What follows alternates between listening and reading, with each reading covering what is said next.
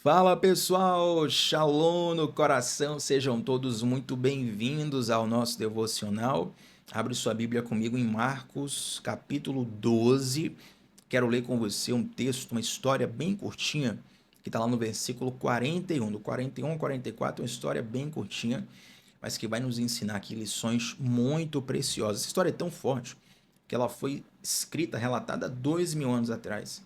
E ainda hoje as lições dela nos servem demais. Vai servir para você aplicar na sua vida hoje e vai servir para você aplicar durante toda a sua vida. Enquanto você viver nessa terra, as lições aprendidas hoje, elas permanecerão atuais para o seu coração. Vamos lá? Antes de ler esse texto, é claro, convidar você que está aqui a primeira vez para se inscrever no nosso canal. Clica aqui no botão de se inscrever. Eu sempre olho a estatística do canal e normalmente ali variando um pouco para cima ou para baixo, fica uma média de 30% das pessoas que assistem aqui os devocionais, elas não estão inscritas no canal. E se inscrever no canal nos ajuda, porque quanto mais inscritos, mais o YouTube vai espalhando o conteúdo e esses devocionais vão alcançando pessoas, corações, vidas, famílias, casas que são abençoadas para a glória de Deus. Além, claro, da minha gratidão de ter você aqui em breves minutos, todos os dias. Vamos lá? Marcos capítulo 12, versículo 42, está escrito assim. Perdão, versículo 41, gente, 41. Estando Jesus sentado defronte do gasofilácio, observava como o povo lançava ali o dinheiro, e muitos ricos deitavam grandes quantias. Vindo, porém, uma viúva pobre, lançou 2 pequenas moedas correspondentes a um quadrante. E chamando a si os seus discípulos, disse-lhes: Em verdade vos digo que esta viúva pobre lançou mais do que todos os ofertantes, porque todos deram do que lhes sobrava. Ela, porém, da sua pobreza, deu tudo quanto possuía, todo o seu sustento. Eu quero conjecturar com você, eu quero trazer alguns detalhes dessa história para os dias atuais, para te inserir nesta cena e te ajudar a perceber a tensão que ela carrega. Imagina que você está numa igreja, você foi na sua igreja, onde você vai costumeiramente, ou mesmo que você não frequente a igreja, nesse dia você foi. E chegando lá no culto, tem aquele momento de tirar os dízimos, as ofertas. Alguém vai dizer assim, olha, a banda vai cantar uma música, enquanto a banda está cantando a música, você pode sair do seu lugar, entregar o seu dízimo, a sua oferta. Hoje tem a chave Pix, né? Coloca ali a chave Pix no telão, na projeção. Você pode ofertar o quanto você quiser, fique à vontade. Tem igrejas onde tem uma ministração, tem uma palavra específica para isso. Todas têm um momento ali de ofertório. Imagina que nesse momento entra Jesus na igreja.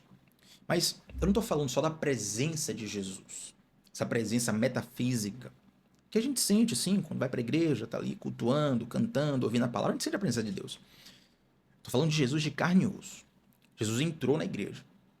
E nesse momento, Jesus não sentou num lugar qualquer. Jesus sentou num banco de frente ao gasofilácio. O gasofilácio, para quem não sabe, é aquele baú onde as pessoas depositam as ofertas. E é interessante, gente, eu quero até abrir um parênteses, que naquela época, nas sinagogas, o gasofilácio era feito com um material de bronze, que fazia ressoar o som da moeda. Quando você colocava a moeda no baú, ela batia no chão, na parte de baixo do baú, e fazia um som muito, né, estridente. Então dava para saber se a pessoa estava ofertando uma moeda, 2 moedas, várias moedas. Eu lembro que teve uma certa comunidade, uma certa igreja, que eles fizeram uma reunião para definir. Falou, olha, a partir de hoje a gente tem que colocar aqui uma almofadinha no gasofilácio, porque talvez seja constrangedor para alguém quando vai colocar uma moeda e faz aquele barulho, né? A igreja toda sabe que você colocou uma moeda. E embora isso não seja muito longe de ser, isso não é vergonha para ninguém, alguém pode se sentir constrangido com esse barulho que acontece. Então, naquela época, não havia esse negócio de almofadinha, não havia chave Pix, não havia cartão de crédito. Você tinha que dar o dinheiro vivo, como dizem. Aí imagina, você vai lá para entregar a sua oferta, o seu dízimo. E Jesus, ele não está só na cadeira de frente para o gasofilácio. Ele está olhando para o gasofilácio. Versículo 41 fala que Jesus estava sentado de frente ao gasofilácio, e observava como o povo lançava ali o dinheiro. Ou seja, Jesus está vendo o que é que você vai tirar do seu bolso e vai colocar ali. Está observando atentamente. O termo grego heteorei, para observava, significa justamente isso. Ele estava observando atentamente, ele está discernindo ali. E a Bíblia diz, no mesmo versículo, que muitos ricos deitavam grandes quantias. Eu quero pensar com você aqui.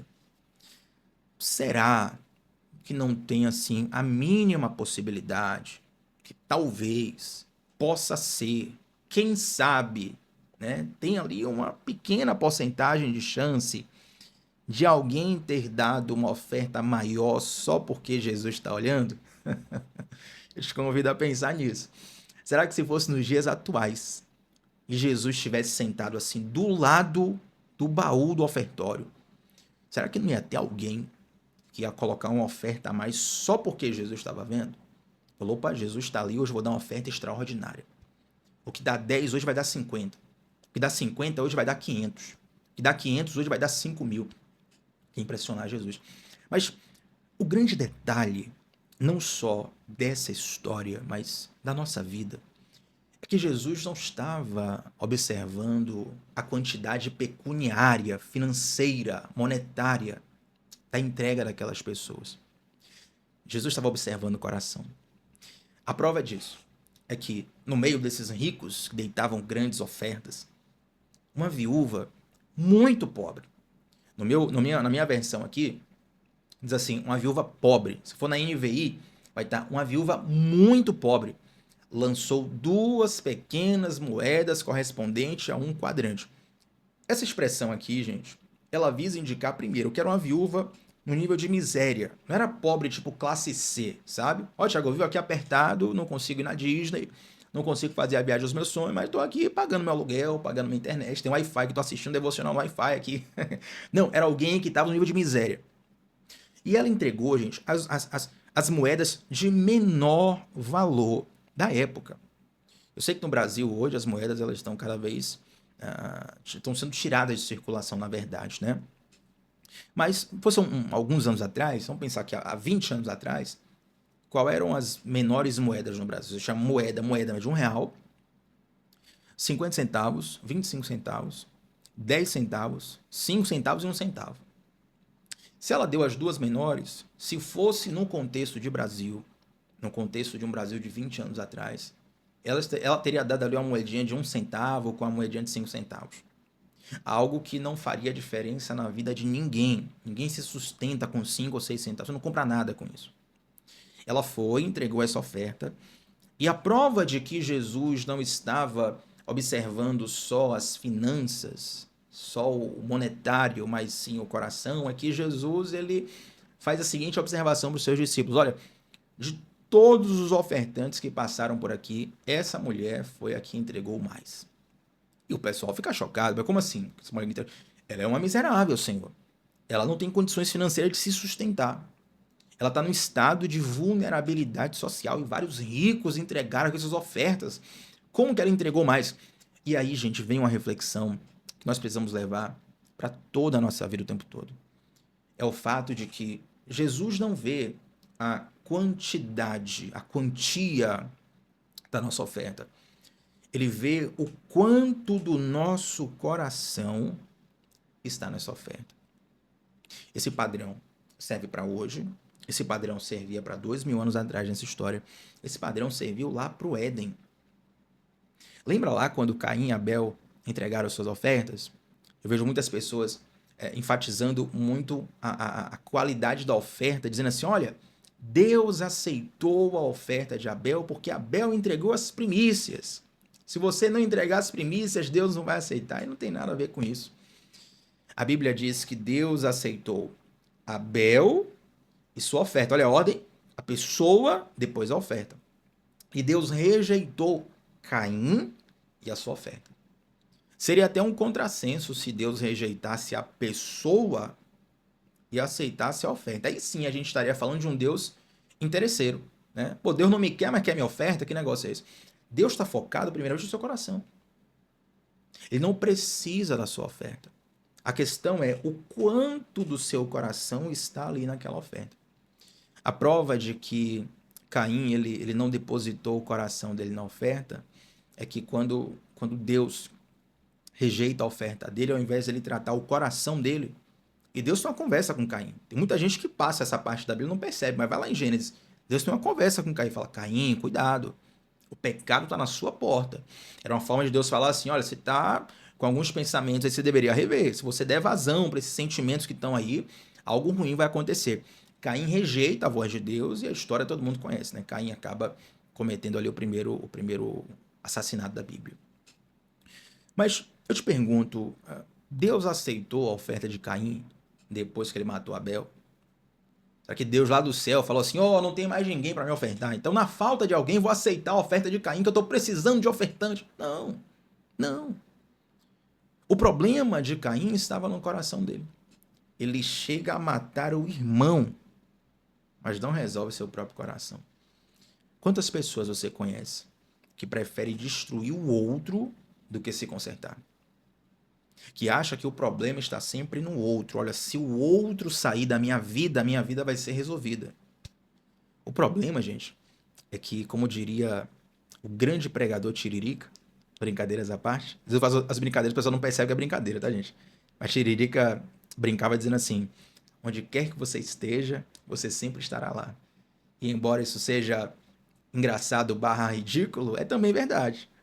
Não adianta você eliminar alguém, varrer alguém da sua vida, destruir a vida de alguém. Porque, na verdade, se o teu coração estiver contaminado, você vai estar constantemente intoxicado. A inveja, muitas vezes, faz isso com a gente. A gente começa a direcionar a nossa frustração para alguém, e a gente começa a alimentar o pensamento de que, olha, se eu me livrar de fulano de tal, aqui na minha empresa, aqui na minha família, aqui no meu lugar, eu vou ser feliz. Se eu me livrar de fulano de tal, as coisas vão dar certo para mim. Se eu acabar com a vida, o problema da minha vida é fulano. Querido, entenda uma coisa. Com ou sem fulano de tal, o nosso coração, na verdade, precisa de redenção. Se nós formos redimidos, até a presença problemática de fulano de tal vai ser uma bênção na nossa vida. Mas se nós não formos redimidos, aí, meu irmão, você pode estar no jardim do Éden. Aí, meu irmão, você pode estar no paraíso. Você pode estar num lugar perfeito. Que a oferta do seu irmão, a vida do seu irmão, sempre vai ser incômodo para você. Então, Caim, quando ele tem a oferta dele rejeitada, ele tem primeiro o coração dele rejeitado. Deus rejeita Caim e a sua oferta. Então, note que o foco de Deus está sempre no coração. Uma outra lição muito forte sobre a oferta na Bíblia, e quando falamos de oferta, não é só financeira. Na verdade, a nossa vida é uma oferta. Eu vou falar disso no final do devocional. Mas uma outra história bem interessante é quando Saul ele desobedece a Deus. E Deus manda ele entrar no lugar e destruir tudo. E, na verdade, Saul ele pega as riquezas do lugar, ele pega o gado daquele lugar e traz com ele. Porque gado sempre foi riqueza, a riqueza hoje era riqueza naquela época também. E aí Samuel estranha aquilo, né? Fala assim, mas ô Saul, Deus não mandou você destruir tudo? Aí Saul, percebendo que fez besteira, fala, não, vamos fazer o seguinte, vamos pegar essa boiada toda que eu peguei, vou fazer um super sacrifício a Deus. Seria o equivalente a digamos, alguém pegar um valor pecuniário, um valor financeiro que não fosse seu, né? E aí fosse confrontado, né? Peraí, Deus falou pra você pegar esse valor é seu? Não deveria ser seu. Por que você pegou? Não, vamos fazer o seguinte, vamos pegar esse dinheiro e fazer uma super ação social, uma obra social, o que Deus vai gostar?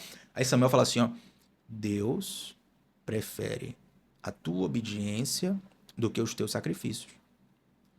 Por que Samuel fala aquilo? Porque aquele sacrifício de Saul, na verdade, seria uma tentativa de comprar Deus. Ó Deus, vou tentar compensar que vou te comprar, sabe? Eu fiz besteira, mas eu vou te dar aqui agora uma oferta que vai resolver tudo. É como se Deus estivesse falando assim, eu não quero as suas ofertas, eu quero o seu coração. E na verdade Deus fala literalmente isso nos profetas menores, né? Eu não quero os seus sacrifícios, eu quero o seu amor. Deixa eu me lembrar onde está esse versículo, gente, que eu gosto muito dele. Se não me engano, é em Oséias, mas eu quero ler com vocês isso aqui agora. Quem sabe faz ao vivo, né? E eu vou digitando aqui no computador e a câmera vai tremendo e vamos aqui. Aqui, ó, Oséias capítulo 6, versículo 6. Eu quero ler com vocês, aqui, isso aqui é muito forte. Oséias, capítulo 6, versículo 6. Olha como está escrito aqui. Pois desejo misericórdia e não sacrifícios, e conhecimento de Deus em vez de holocausto. Gente, isso aqui é muito forte. O povo de Deus, ele estava oferecendo sacrifícios basicamente de um modo ritual. Não, vamos aqui fazer o nosso ritual, é o nosso costume, é a nossa religião, a nossa crença.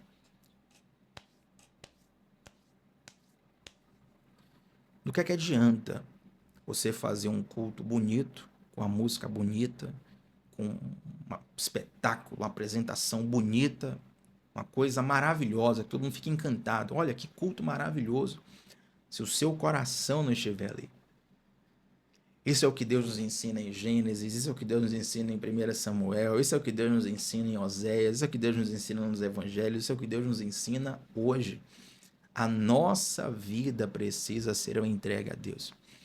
Quando os discípulos perguntam assim, por que essa mulher ela deu mais do que todo mundo, ela entregou um valor maior do que o de todo mundo? Aí Jesus fala assim, ó, versículo 44, todos eles deram o que lhes sobrava, ela, porém, da sua pobreza deu tudo quanto possuía, todo o seu sustento. Deixa eu fazer uma pergunta para você.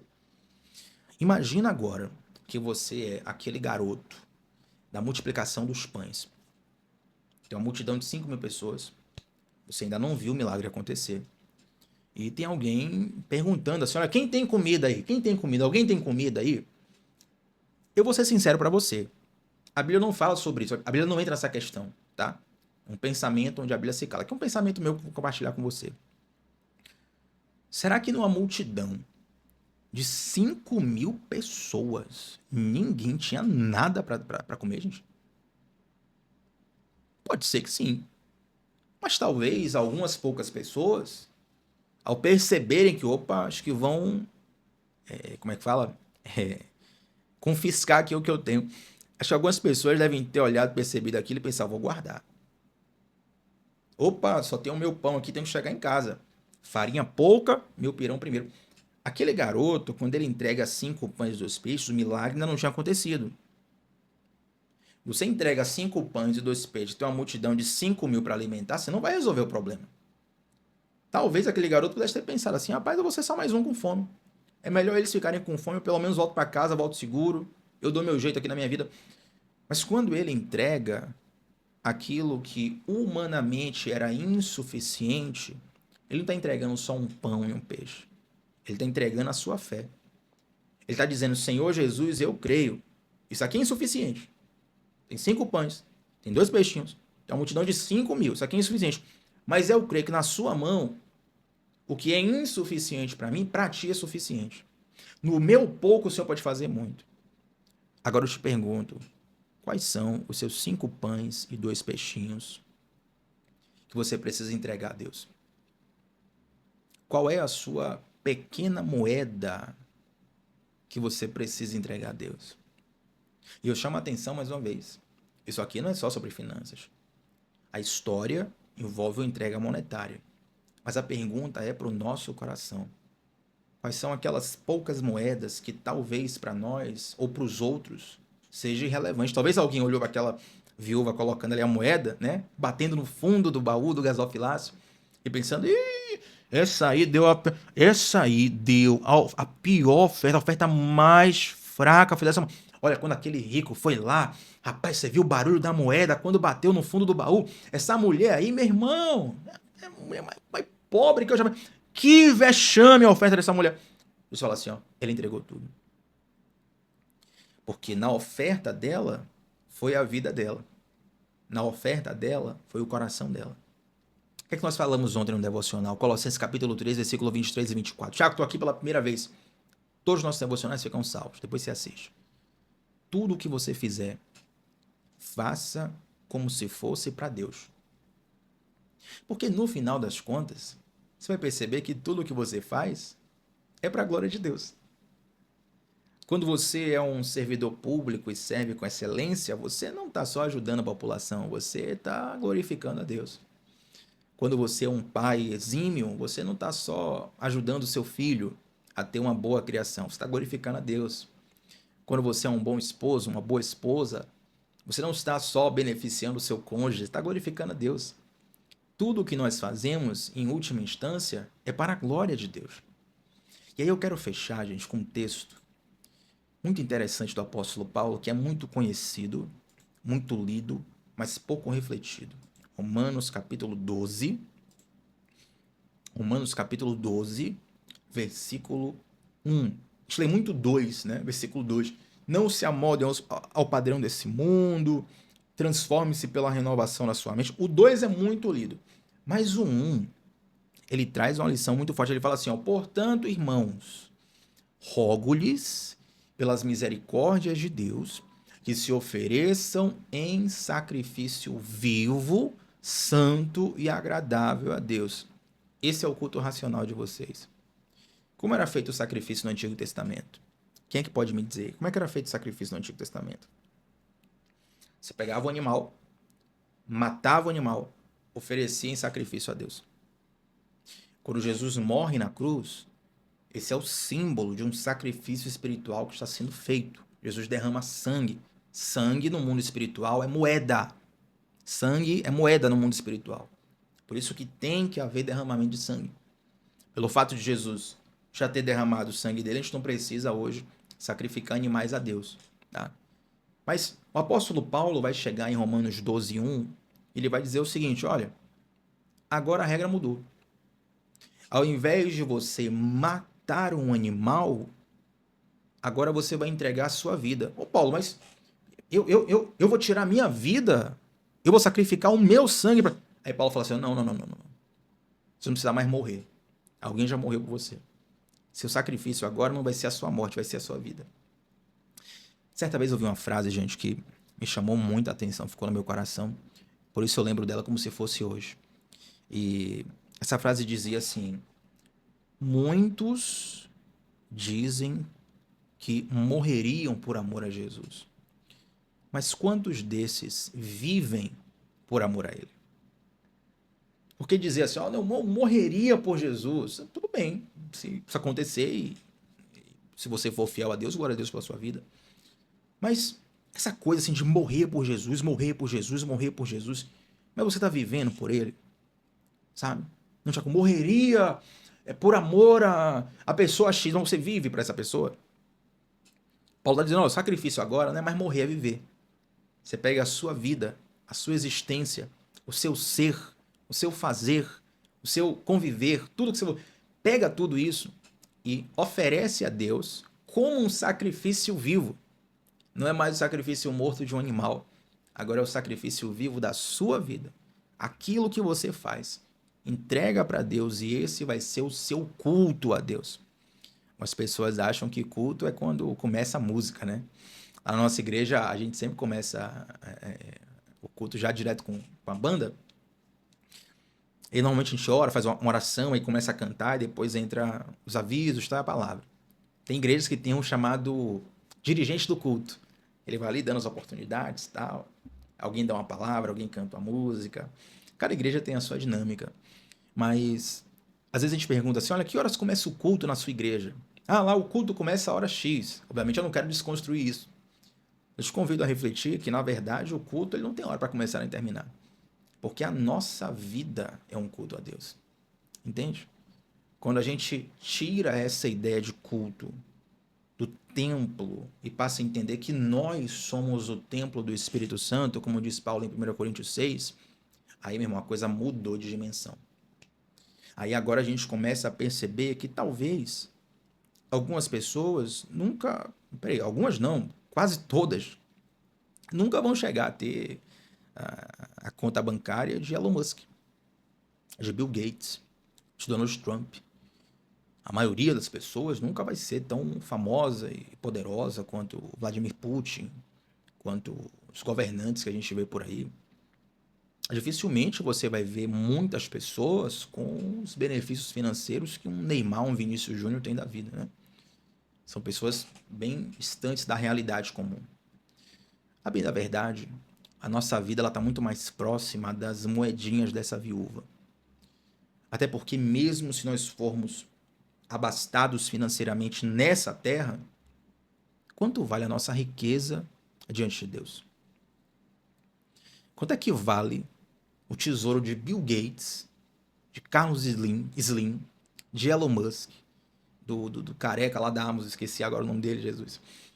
E quanto é que vale a fortuna deles diante da riqueza da glória de Deus? Migalha, vale nada. Vale uma moeda de uma viúva dessa. Percebe? Então, na verdade, todos nós temos só umas moedinhas, umas migalhinhas. Mas, Thiago, será que essa migalhinha aqui, essa moedinha, não vou passar vergonha se eu entregar minha moedinha? Não. Não vai não. Porque Jesus está de frente ao gasofilácio, olhando a sua entrega. Muito lindo isso. Emociona aqui. E quando ele olha essa entrega dessa oferta, ele não está vendo se você tem uma moedinha pequena, se você fez um pix, assim, o maior da história, se você está assinando um cheque ali, grandão, não. Ele está vendo o quanto da sua vida, o quanto do seu coração tem ali. Que mesmo nas suas pequenas moedas, mesmo nas suas migalhas, você coloque o seu coração, você coloque a sua oferta, porque é isso que Deus quer receber. Coloque a sua vida, perdão, seu coração, a sua vida na sua oferta. Todas as vezes, em tudo que você fizer. A gente volta para Colossenses 3:23. Tudo que você fizer, faça para a glória de Deus. Seja um pequeno detalhe, seja uma grande ação, seja um projeto gigante, ou seja algo anônimo que ninguém nunca vai saber, faça para a glória de Deus. Aquela pequena moeda, se carregar o teu coração, Jesus vai dizer assim lá de cima, ó, ele entendeu, ela entendeu, é isso que eu quero. Não meça a sua vida com a régua dos outros. Não fique achando que fulano tem uma oferta maior, ciclano tem uma oferta menor, esqueça isso. Jesus não está interessado nisso. Talvez alguém que não tivesse entendido pode ter até se ofendido com Jesus, né? Poxa, esse cara vai ficar aí olhando quanto cada um vai estar colocando no gasofilácio. Eles não sabiam que, na verdade, Jesus não olhava a quantidade financeira. Jesus estava olhando a entrega do coração. Amém? Você recebe essa palavra? Eu quero orar com você para fechar esse devocional e cravar essa palavra mesmo no teu espírito. E eu sei que mesmo depois do final desse devocional, o Senhor Deus vai continuar ministrando, soprando coisas no seu coração, tá bom? Antes de nós orarmos, gente, deixa um like nessa transmissão, seu like é muito importante. Você que é novo ou nova por aqui, se inscreve no canal. Não faça parte dos 30% que assistem todos os dias sem se inscrever. Se inscreve agora e vem para o nosso grupo exclusivo no WhatsApp, onde eu te mando todos os dias o link do WhatsApp, do devocional, perdão, e te mando também as anotações do nosso devocional. Por exemplo, nas nossas anotações aqui, ó, tem várias palavras do grego original que eu coloquei como anotação, que não dá para ficar falando aqui toda hora, no grego era isso, no grego era aquilo, significa uma coisa até chata, né? Mas tem gente que gosta de estudar, gosta de ver a profundidade, o contexto, o termo original, algumas observações mais profundas. E todo esse material nós compartilhamos diariamente, gratuitamente, no grupo exclusivo do WhatsApp. É só você estar lá que você vai receber. O grupo fechado, não tem conversa paralela, ninguém vai ficar te abordando, te enchendo o saco. É só para receber o link dos devocionais e também o material por escrito diariamente. Aí para entrar no grupo, clica no link que está fixado nos comentários, tá bom? Vamos orar ao Senhor? Pai, nós te damos graças por esse ensinamento, nós te louvamos e te pedimos, nos ajuda a entender de fato no coração o que essa história nos ensina, Pai. Particularmente eu oro para que esse não seja apenas um devocional rico de informações, mas cheio da tua revelação, cheio do teu poder de transformação. Ó Deus, que nas pequenas moedas da nossa vida, ou até mesmo naquelas de grande valor da nossa vida, que em toda a nossa oferta esteja ali o nosso coração. Não queremos fazer para impressionar ninguém, não queremos fazer para comprar ninguém. Queremos expressar um sentimento genuíno de amor a Ti em cada gesto da nossa vida. Isso não vem pela nossa força, isso não vem pelo nosso mérito. Na verdade, nós dependemos de Ti.